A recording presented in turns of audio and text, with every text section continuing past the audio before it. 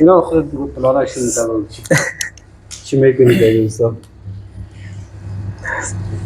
ما راستش واقعیت تجربه شب کنم یک شب کنم. برو یک شب کو. تو قصه کرده برای شب میکنی. اومد اقدال منتظر از است که چه وقت شب خلاص برو خلاص. واقعیت دیگه پیش خون ما تقریبا 12 سال میشه از تقریبا 12 سال از سال نمیفهم سال 2014 یا 13 ما در رسانه داخل شدم. در اوایل ما کار ما از ایدیت شروع کردم. چند سال دمی ایدیت بودم.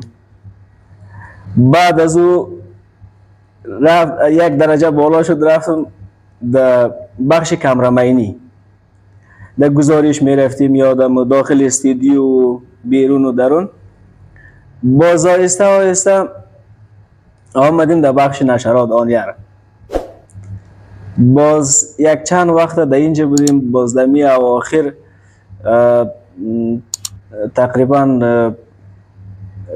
مدیر یم رسانه شده بودم دیگه. یک چند وقت را فعالیت کردیم و چی از زندگی خود و چی از تجربیات دیگر از زندگی دیگر از برنامه مفید و خوبی برای مردم تولید کنیم. ببینیم در ایران اینجا مردم ما شما وطندارای ما شما در کدام حرفه ها در کدام کارها مشغول است، چی کارها میکنه چی کارها نمیکنه دیگه. باز انشالله میده دوستای حمایت کنه پیش میریم. باز یگان برنامه سرگرمی تفریحی دیگه انشالله بخیر باز روی دیست هست دیگه. بسیار عالی. سابقه گمسایه نور بود گفت در جایی که میرفت میگه دوست این کار دارم میگه ده هیچ ضرورت ندارم هیچ کس هم گفته که هیچی نیست ما دیگه خود ماشاءالله با این همه تجربیاتی که داری از ایدیت گرفته کامرا گرفته نشرات گرفته یا بخش مدیریت کل چیزش فعالیت کردی کار کردی تجربه داری خودت بیشتر از ما تجربه داری میفهمی دیگه عزیزیات دیگه. نه برادر شما که هستین برادر ریش سفیدای برادر یک هرچی که باشه بازم شما برادر ریش سفیدا هستین موی سفیدای یوتیوب و برادر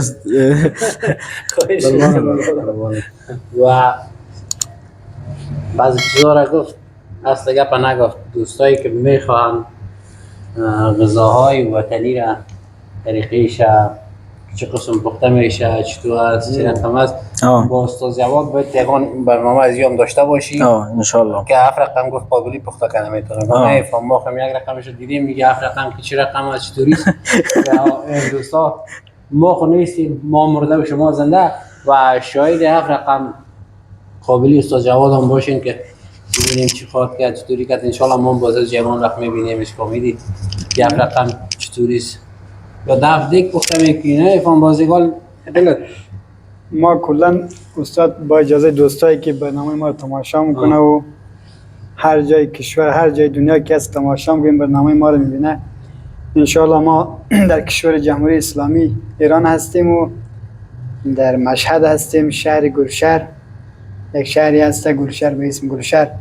فلکی دوستایی که فلکی شش است گلشهر فلکی شش نداره فلکی شش کجا کشیدید؟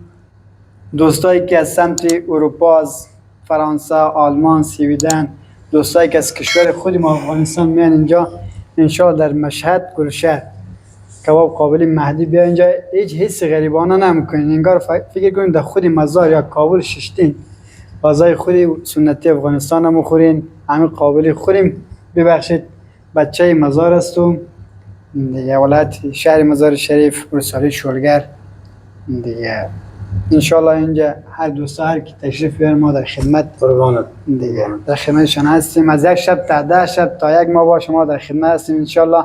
اگر حسی حواسی بیگانگی نمیکنن غذا دلشان میخوان غذای افغانستانی میخواد واقعا فکر کنه که در کشور خودش در کابل یا مزار هر شهر کشور خودش برم غذای خودش بخورن همین غذای خودش بچشه دیگه. اینجا تشریف بیارن جای ما انشالله که ما در خدمت هستیم.